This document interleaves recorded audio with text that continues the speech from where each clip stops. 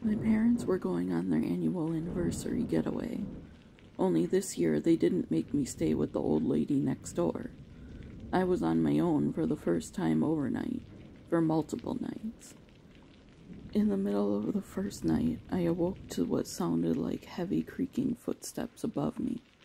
I lay frozen, paralyzed in fear as I was the only one home. For what felt like an hour, I listened to those footsteps until they slowly faded away.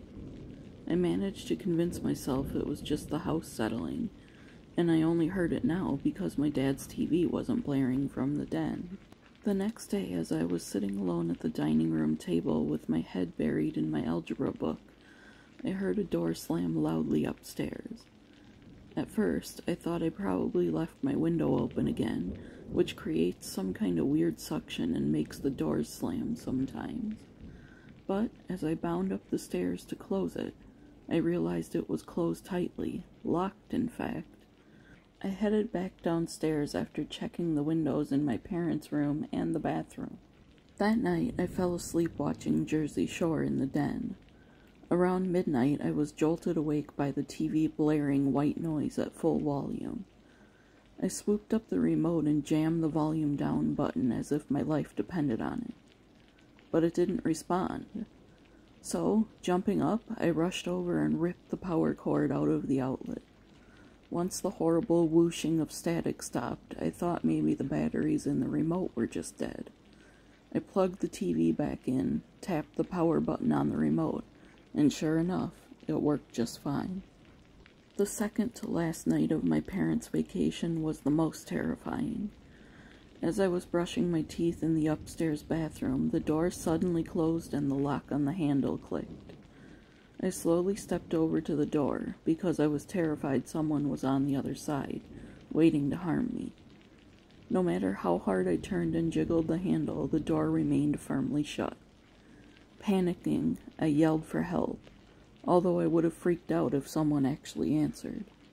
That's when the light above me cut out, leaving me in utter darkness.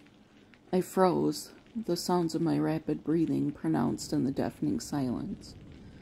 After what felt like hours of being trapped in the pitch-dark bathroom, the door finally slowly creaked open and the light turned back on.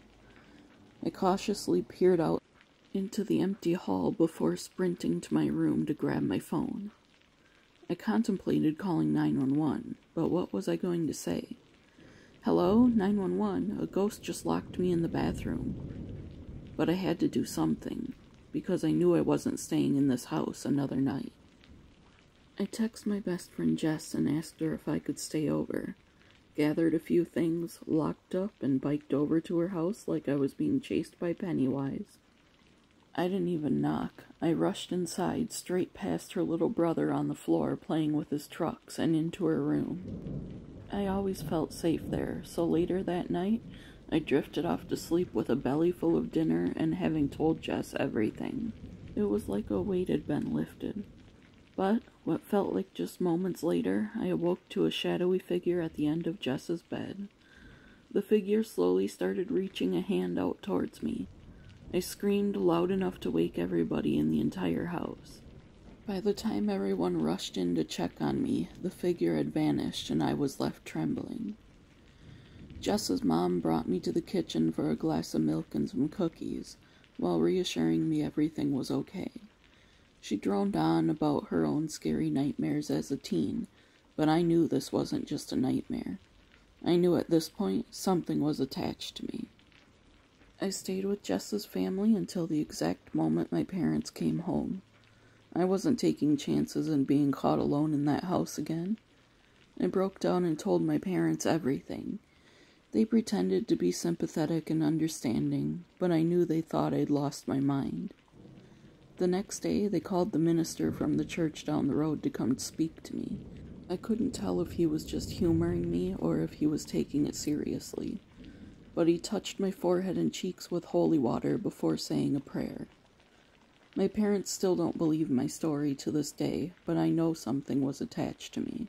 No one can convince me that what I saw, heard, and felt was just my imagination. I don't stay alone anymore, even though I'm now in my 20s. I always make arrangements for a friend to stay over if my roommate is going to be gone overnight.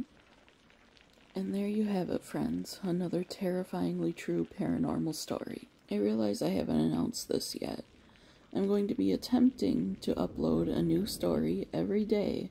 Yes, every day, from now until October 31st. In the spirit of spooky season, of course. So subscribe and turn on the notifications and you can see them when they drop. Thanks for hanging with me. See you tomorrow, friends.